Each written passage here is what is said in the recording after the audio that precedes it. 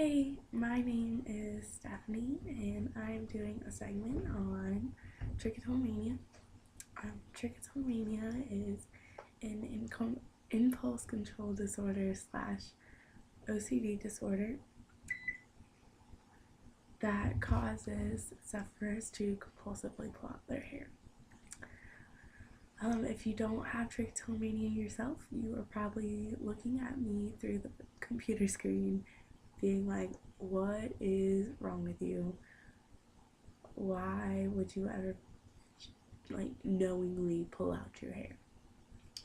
Well, it starts with a coarse hair or a thick hair or a thin hair or whatever you don't like personally that feels strange to you, and it ends with a euphoric feeling of relief and relaxation. I pull out a hair and I feel good. It's like my crack, apparently. Common questions. I'm sure if you've watched a trick video, these are usually the common questions. Does it hurt? No.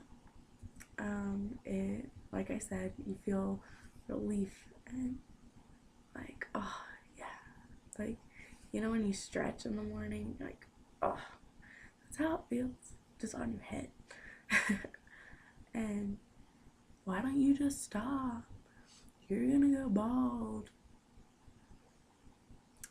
Thanks. And if I could just stop, I probably would. I don't choose to sit here and pull out my hair. Like, I don't want spots. I don't want thin hair. I want a pretty pony where the back is full. Like right in here is full. And I can go like this. And I won't worry if up here is showing. I want that. That's what every trickster who pulls out their head hair wants. It's just like, freedom. But it's not that easy. If it was that easy, it wouldn't be a disorder. We don't do it for attention. We don't do it because we're weird. Like, for us, it's not weird. It's why would you keep a hair on your head if it's coarse and ugly and feels funny? Like, that's gross.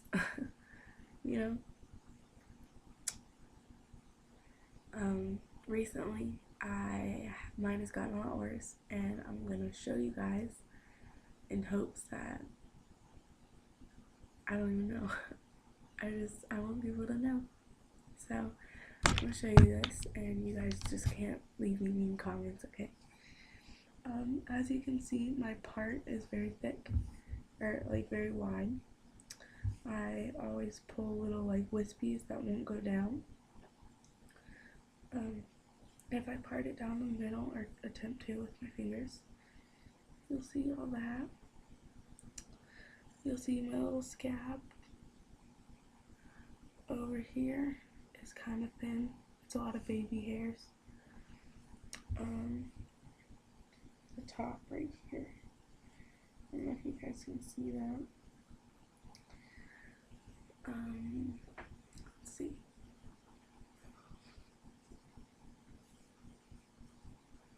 Got my sides. And on my other side.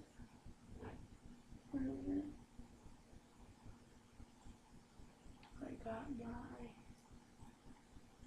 back of the crown, which kind of leads into the top of it.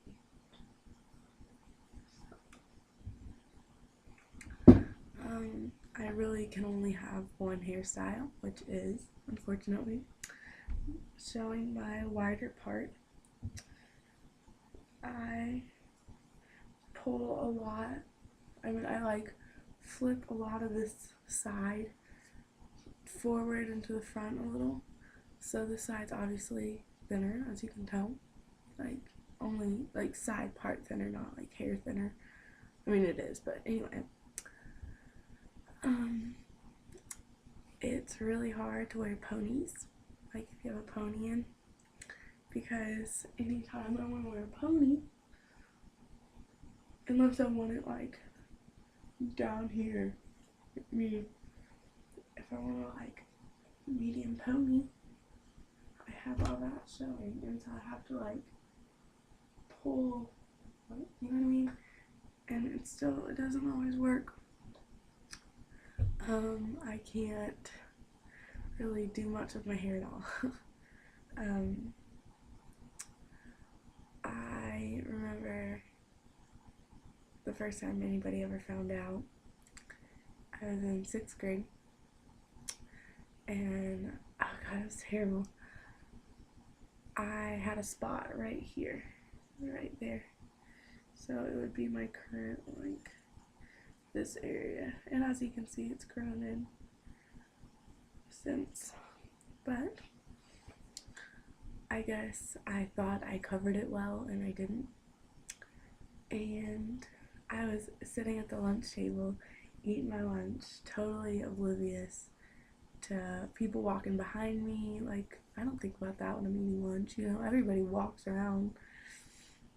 But apparently, people were taking turns walking behind me to stare down at my head from above to look at my spot. And I remember the comments that got made, like, like, it was just terrible. Like, why'd you burn your hair? Do you pull it out? Do you have cancer? Like, you don't throw cancer jokes in. Like, what is wrong with you? And I remember that was 6th grade, and 7th grade I didn't have friends. You know how kids are, especially middle schoolers. Nobody wants to be friends with the weird bald kid. Bald girl, specifically. I remember how hard it was. I remember when my parents first found out. It took so long for my mom to look me in the eyes again. Like, she'd be looking at me, but you know how you can tell if people aren't looking at your eyes? She would look at my hair. I'd be trying to talk to her, and she'd be like looking at my hair. And my dad would tell me it was for attention. And they'd say, do you need to, like, duct tape your hands behind your back, or eventually it's never gonna grow back, and you're gonna be ugly, and blah blah blah. And I remember one of my friends was like, what are you gonna do for your wedding? Hopefully, if I get married and I still have this problem, the man that I love will love me regardless of my hair situation. And I will also have a very good hairdresser. But I'm not to that point. I've gotten you're never gonna get a boyfriend. What? Yeah, you can hide it for the most part, and eventually they mean enough to you. You won't have to hide it anymore, you know? It's a journey, and it's a battle, and it's hard. It's so hard. I've done therapy, I've done antidepressants, I've done my hair journal, write down the time you ripped your hair out, how many hairs you ripped out, what were you feeling, what was the reason. Like, do you know how tedious that is? But I mean, it kind of worked, you know? Like, cause you sit there and you pull and you're like, crap, I have to write in my journal. And you go write in your journal, and sometimes I wouldn't pull it in.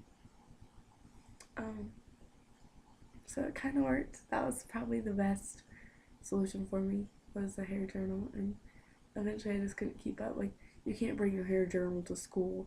Like, hold on, friend. I just pulled out some hair. Hold on.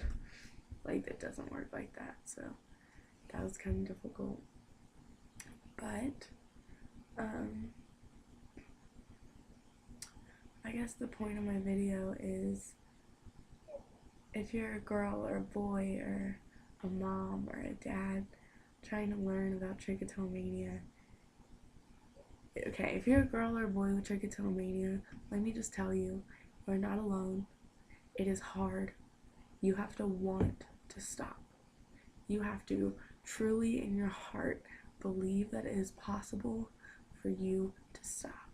And you have to put in a 24/7 effort to not pull your hair. No matter the urge, no matter the feeling, no matter the stress, no matter the anxiety, no matter the depression, you have to not pull your hair. And that is the hardest thing in the world. Unfortunately, it is. If you are a mom or a dad or a teacher or a doctor or a friend, if you ever tell a trickster, you're gonna be ugly, you're gonna be bald, why do you do it? Why don't you just stop? You are putting that trickster in a worse place than they already are.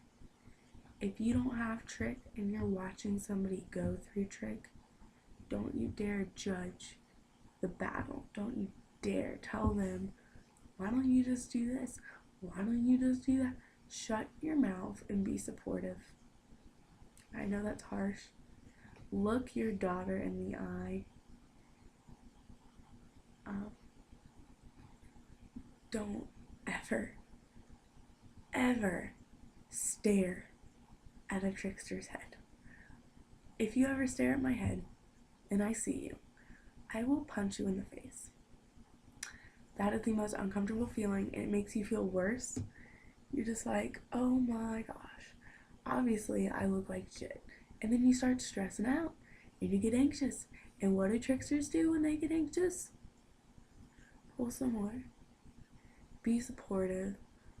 Love whoever's going through it unconditionally.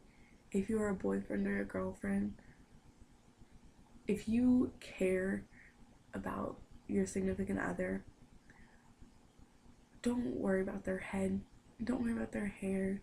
Hold their hands if they're pulling their hair out. Tell your girlfriend she's beautiful. Be there in a positive way.